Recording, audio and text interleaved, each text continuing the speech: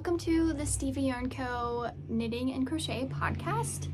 My name is Maggie and I am the owner and dyer behind Stevie Yarn Co. And this is my channel where I love to share all about what I've been crafting, which usually includes knitting and crochet and whatever other crafty adventure I go on. I hope you've been doing well. I am doing great. It is a beautiful sunny day out.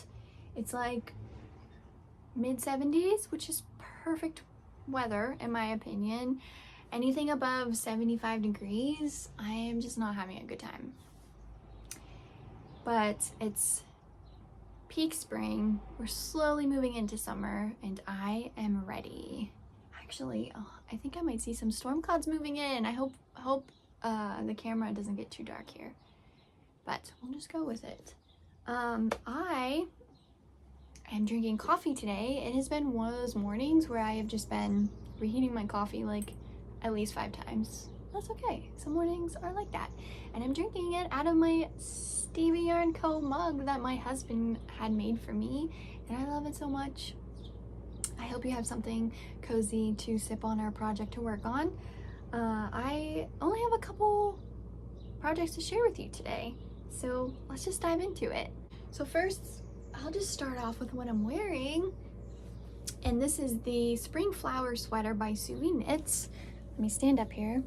I had talked about this in the Lad podcast, but as you can see, I made some very heavy modifications on it. This is what the sweater looks like and the pattern.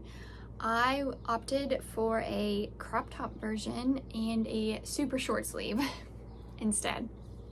I was working on this recently and it was like really warm outside, and I was like, I feel like it might be too, I want to be able to enjoy this for at least a couple weeks before it gets too hot here. So yeah, I opted for a crop, and I'm so happy that I did. The yarn that I used is Loops and Threads Ombre Hues in the color pink, blue, and orange. It is an acrylic polyester blend, so not super summer friendly, but I still love it. I did not block it yet, so it definitely could use a nice blocking, a little loosening. My only gripe with this, and this is because of me, I did not loosely bind off for the sleeves and the bottom of it. Like, it still has stretch. It still has a nice stretch, but the bottom, the bind off is very tight. But I think with a good blocking, it will ease and it will flow so much better. The sleeves are like, they're supposed to be a little ruffled. I think blocking will kind of maybe show that off more. So like, I have a lot of arm room, but the bind off is still really tight. But all in all, the pattern was great. I loved it. This was a DK weight, my first DK weight sweater. It was a paid for pattern, so I like don't want to give too much away, but I did learn a new technique, and that was German short rows, which I've never done, and so that was very interesting. I struggled at first, but after watching many videos, I figured it out, and it does really make a very beautiful neckline shaping. So yeah, this is my first finished object. These colors are just magical. The way like the purple and the pink, the way the blue and the pink flow together. I wasn't sure how I would feel about the orange, but it just all blends so beautifully. And I opted for crop because I tend to wear like high-waisted like jeans or high-waisted skirts for comfort, so I feel like a crop top was just like a great spring choice. So yeah, that's my first finished object and I love it. All right, so that is my only finished object, so let's just go into whips. I have 2 whips, and you guys, none of them are socks. Can you believe it? But we'll chat more about socks later. So I am sewing this project in this adorable Harry Potter bag that I got from Amelia Joy on Etsy. I love her bags. She was doing I think she was trying to get rid of product on her shop, and she shared this one, and it's so cute. They're like the little chibi, I don't know how you say it, little Harry Potter characters, and it's so cute. So what I am working on is a shawl. This is the 1-row crescent shawl. Oh, I cannot think of the designer's name, but I'll pop it up here. This pattern is it's a paid for pattern. It is a wonderful joy to knit up. It's so simple, 1 row increase. It's lovely. I'm using a size, I think it's 3.75 Chao-Gu red lace needle. Yep, 3.75.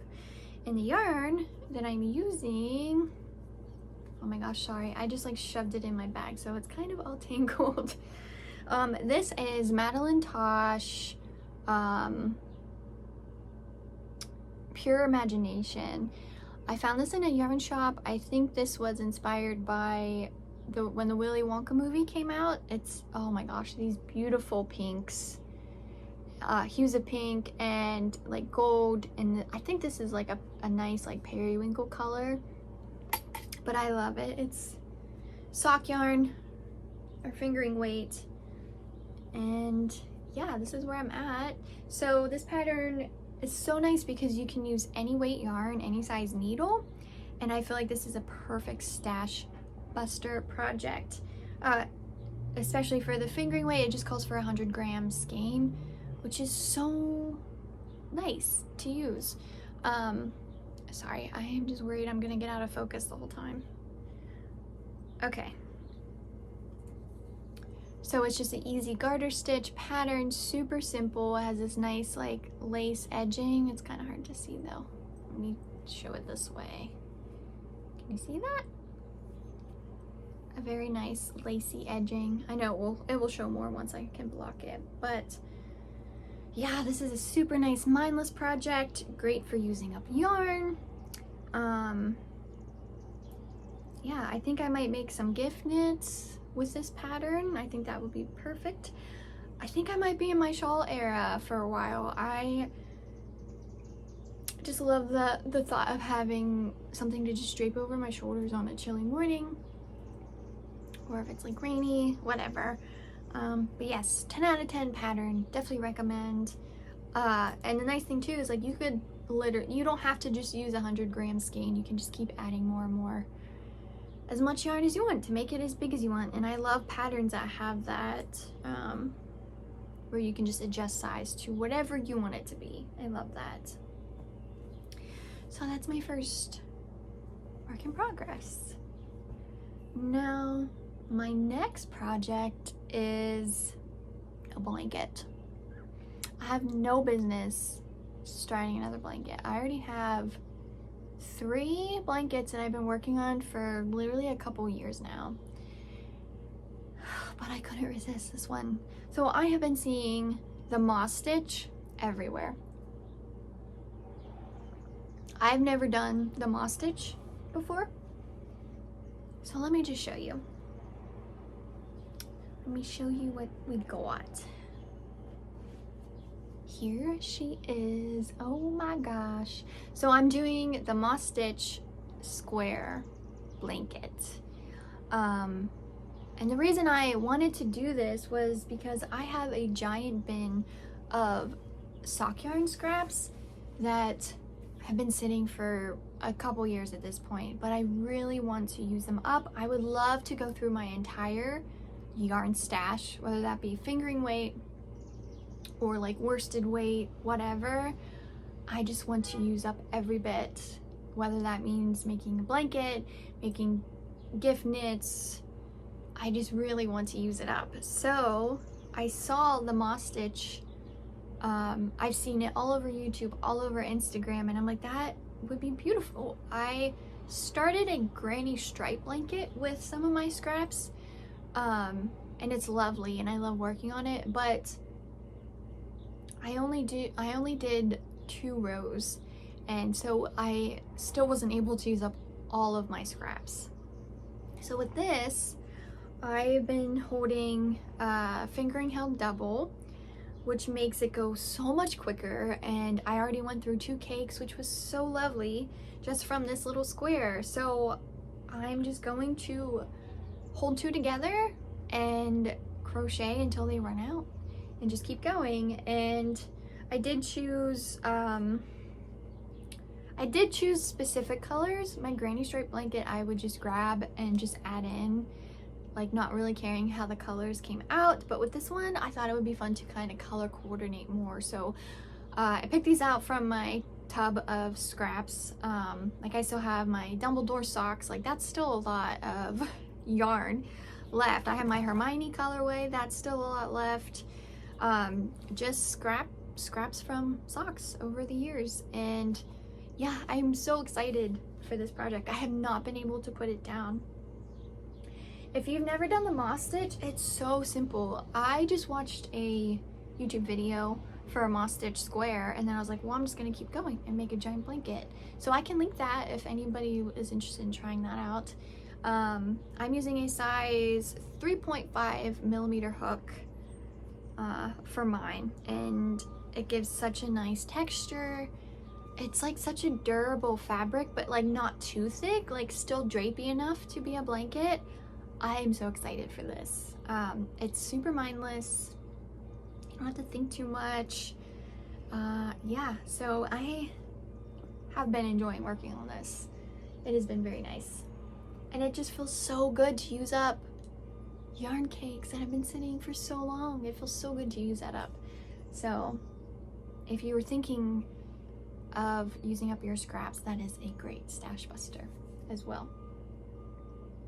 So that's all my projects that I have right now. I know this is a short, probably a very short episode, but my goal is to come on probably bi-weekly and just share what I've been working on. But I want to talk about socks. My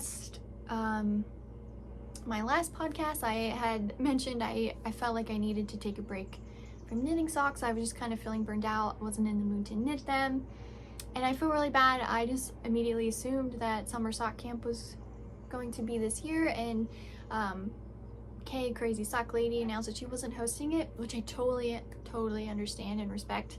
I'm sure hosting a knit along probably holds so much brain space, especially one that was like so big. But I'm still going to cast on all the socks. I just thought it was so amazing that I feel like she created this tradition for so many by having like these summer sock knit alongs. And I know so many people are just still going to continue to knit socks all summer without just a name on it. And yeah, I'm grateful that she created that space for so many, specifically myself. Every summer, there's something so special about summertime and being able to knit all of the fun colored socks and like taking it with you to whatever you're doing, like sitting around a campfire or sitting by the pool, going for a walk, whatever you're doing. There is something magical about knitting socks in the summer, which is funny for me, even more than like winter when I wear them the most. There's something so fun and exciting about knitting socks in the summer. Let me know if you feel the same way, but that's just how I feel. And I feel like Kay really created that space for a lot of us, to give us something to look forward to as a maker during the summer months. So yeah, I'm gonna have myself a little cast on party on Memorial Day weekend, probably that Saturday. And yeah, I'm just so excited. And that also leads me into I'm gonna be doing a summer sock palooza for my yarn shop, and I'm just gonna be dyeing up a whole bunch of yarn based off my favorite summer traditions, some childhood, some adult.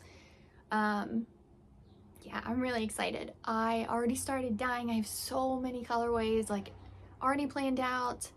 My goal is to release a new color weekly, but I should be more reasonable and at least maybe bi-weekly. I have like so many colorways ready to dye up. But yeah, so that will be all throughout summer, and you'll be able to find that. I share most of my stuff on Instagram at Stevie Yarn Co, and sometimes on TikTok. I just like to make silly videos, or just kind of show you how my yarn is working up, and that is also Stevie Yarn Co on TikTok.